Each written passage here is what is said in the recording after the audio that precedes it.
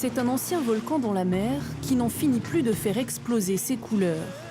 Scandola, une réserve naturelle classée au patrimoine mondial de l'UNESCO pour ses paysages uniques et la richesse de ses fonds marins. Inaccessible par la terre, on ne la visite qu'en bateau.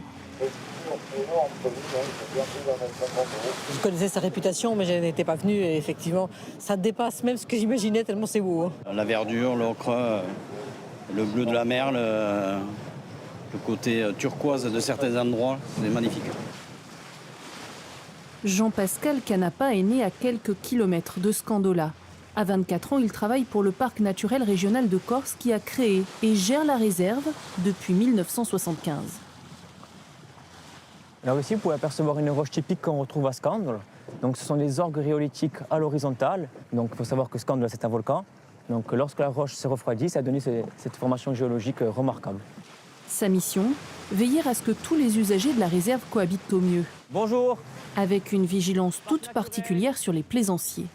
Vous entrez dans la réserve de Scandola, vous êtes au courant? Pas de débarquement à terre et le mouillage uniquement sur le sable et pas sur la Posidonie. Vous ferez attention, il y a des nids de balbuzards dans la réserve. Il y a une zone de quiétude qui a été mise en place à 250 mètres autour du nid. Donc c'est interdit de les approcher.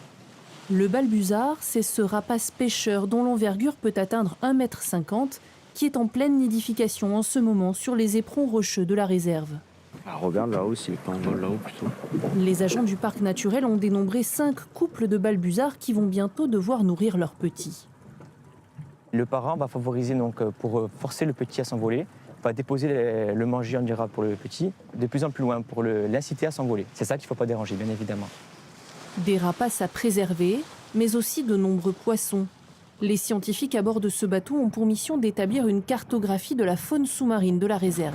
Tu passes en 0,7 et tu respires. Ils vont donc effectuer plusieurs plongées ce printemps et à l'automne prochain pour identifier, compter et mesurer les poissons. On vous comptera aussi tout ce qui est grands crustacés, parce qu'à partir de ces profondeurs-là, on va commencer à en trouver un peu plus bas. On va faire à peu près 300 mètres sous l'eau. Ce plongeur descend à 30 mètres de profondeur et ce qui attire son attention, c'est la taille des poissons. C'est ici qu'il y a la plus grande diversité, c'est aussi ici qu'il y a des très vieux individus, parce que les poissons n'ayant jamais été prélevés, on a la chance d'avoir encore des très vieux individus. Les premières plongées montrent déjà tout l'intérêt de limiter la pêche dans la zone. Il n'y a plus de prélèvement depuis 50 ans maintenant, donc ça permet vraiment d'avoir un état de la Méditerranée à l'instant T et sur une zone totalement préservée. Donc c'est un indice pour tout ce qu'on doit, un indicateur pardon, pour tout ce qu'on doit retrouver ailleurs dans les autres zones. De leur côté, ces deux ingénieurs en biologie marine atteignent les 10 mètres de fond. Elles inspectent notamment ces herbiers de Posidonie. Il y avait beaucoup d'espèces d'herbiers, donc des sérans, des virelles, des oblades, des sards. Comme c'est des nurseries, on voit beaucoup de petits poissons, des juvéniles, même des larves en phase d'installation.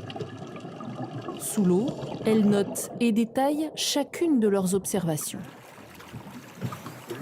Je fais des petits bâtons et en général je mets 10 plus quand il y a des petits bancs.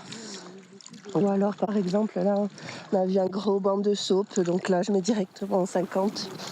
Pour protéger les très jeunes poissons, le parc naturel a créé une réserve intégrale, 70 hectares où il est interdit de pêcher, de jeter l'ancre ou de plonger. Les bateliers qui emmènent les touristes visiter Scandola jouent le jeu eux aussi. Mesdames et messieurs, vous pouvez constater qu'on vient de couper les moteurs thermiques et on est passé en propulsion électrique. Cette compagnie s'est équipée de bateaux hybrides alimentés par des panneaux solaires pour l'excursion et les vacanciers apprécient. C'est beaucoup moins sonore, on a l'impression vraiment d'être plongé auprès de la nature, quoi. Non seulement c'est agréable, mais ça montre aussi une certaine conscience écologique qui est en train de monter. Et surtout, on la montre aussi aux personnes, aux touristes qui sont autour de nous, qui font partie justement du tour.